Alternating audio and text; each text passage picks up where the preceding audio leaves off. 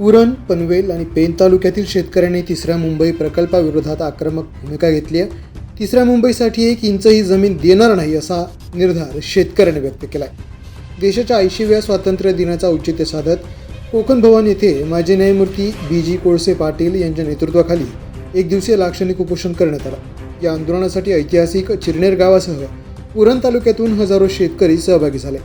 MIDC, railway, Navi Mumbai विमानतळ, सिडको आणि सागरी सेतूसह विविध प्रकल्पांसाठी यापूर्वीच मोठ्या प्रमाणात जमिनी ताब्यात घेण्यात आल्या. आता तिसऱ्या मुंबईच्या माध्यमातून पुन्हा शेतकऱ्यांच्या जमिनी घेण्याचा सरकारचा प्रयत्न असल्याचा आरोप आंदोलकांनी केला आहे. शेतकऱ्यांनी प्रकल्पाविरोधात हरकती नोंदवल्या असतानाही जमिनी ताब्यात घेण्याचा प्रयत्न सुरू असल्याचा दावा सरकारच्या या भूमिकेविरोधात रस्त्यावर उतरून तीव्र आंदोलन करण्याचा इशारा देण्यात आला. नाही म्हणजे नाही, आमच्या जमिनी देणार नाही अशा घोषणांनी कोकण भवनचा परिसर दणाणून गेला. या आंदोलनात माजी आमदार मनोहर शेठ भोईर, सामाजिक कार्यकर्ते सुधाकर पाटील, विविध राजकीय पक्षांचे पदाधिकारी, सामाजिक कार्यकर्ते आणि मोठ्या संख्येनं शेतकरी सहभागी झाले. द पोलीस न्यूजसाठी नितीन पाटील, उरण.